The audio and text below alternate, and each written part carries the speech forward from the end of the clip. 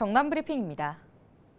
합천군 대벽면 인근 한 도로에서 60대 A씨가 몰던 경운기가 도로를 이탈해 넘어지는 사고가 발생했습니다. 이 사고로 A씨가 경운기에 깔렸고 구조 뒤 병원으로 옮겨졌으나 숨졌습니다. 경찰은 목격자 진술과 사고 흔적 등을 분석해 정확한 사고 원인을 조사하고 있습니다. 창원시가 지난 6일까지 관내 축산 농가에서 사육되는 소 11,900여 마리를 대상으로 소 럼피스킨병 백신 접종을 조기 완료했습니다. 시는 항체 형성까지 최대 3주가 걸리는 만큼 이달 말까지 재난안전대책본부를 운영해 모니터링 등에 나설 계획입니다. 창원에서는 지난달 31일 의창구 대산면의 한 축산 농가에서 소 럼피스킨병이 발생했습니다. 김해 중앙병원 부도로 인한 의료 공백과 시민 불편을 줄이기 위해 김해가 지역 응급의료센터 지정에 속도를 내고 있습니다.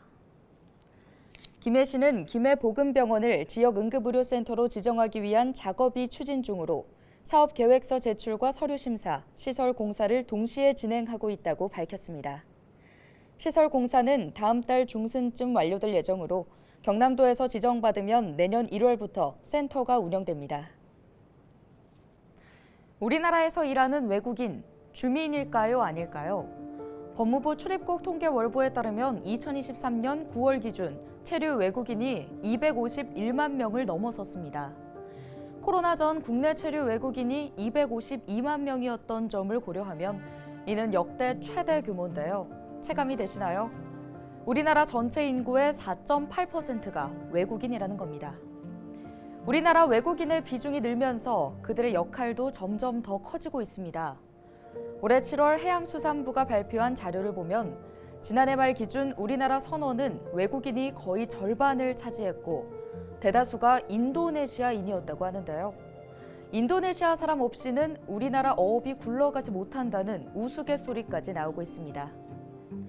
외국인, 이들은 우리 사회와 밀접한 관계를 맺고 오랫동안 정주하고 있지만 아직까지 외국인 주민에 대한 명확한 규정이 없다고 합니다. 규정이 존재한다고 해도 지자체별로 그 기준과 범위가 제각각이라 같은 외국인이 어디에서는 주민으로 분류되지만 다른 지역에선 제외되기도 한다는데요. 우리 사회가 이미 다문화 사회에 진입했다는 사실을 부정하는 사람은 없을 겁니다. 우리가 마주하고 있는 일상 곳곳에 다양한 이주민이 함께 살아가고 있죠. 이주민과 함께 살아갈 미래를 더 촘촘히 준비해야 할 시점입니다.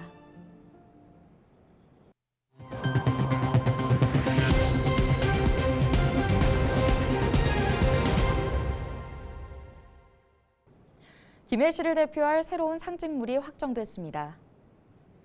새 상징물은 따뜻한 위로의 메시지가 담긴 브랜드 슬로건 김해피와 가야시대 유물인 오리문양 토기를 모티브로 한 토덕이 캐릭터입니다.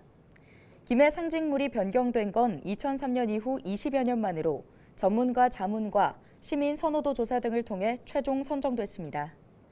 시의 정체성과 미래상을 담은 상징물은 앞으로 관광기념품 제작은 물론 도시 디자인 등 다양하게 활용됩니다.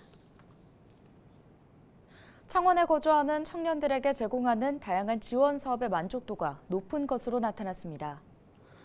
창원시가 지난달 청년 지원 사업 참여자 5,800명을 대상으로 실시한 만족도 조사 결과 만족한다고 답한 비율이 지난해 대비 5% 이상 오른 89%에 달했다고 밝혔습니다. 사업별 만족도는 자격증 시험 응시료 지원이 93%로 가장 높았습니다. 김해시가 외국인들의 지방세에 대한 이해를 돕기 위해 안내 책자를 제작했습니다. 안내서는 중국어와 베트남어, 영어, 한국어 등 4개 언어로 제작됐으며 차량과 관련된 지방세와 과태료 등 실생활에 밀접한 정보를 담았습니다. 제작된 책자는 외국인이 많이 찾는 행정복지센터와 부산 출입국 등에서 확인할 수 있습니다. 11월 현재 김해 지역 외국인의 지방세 총 체납은 5,300여 건, 4억 4천만 원으로 이 중 자동차세 체납이 4,200여 건으로 84%를 차지하고 있습니다. 오늘 준비한 소식은 여기까지입니다. 지금까지 경남 브리핑이었습니다.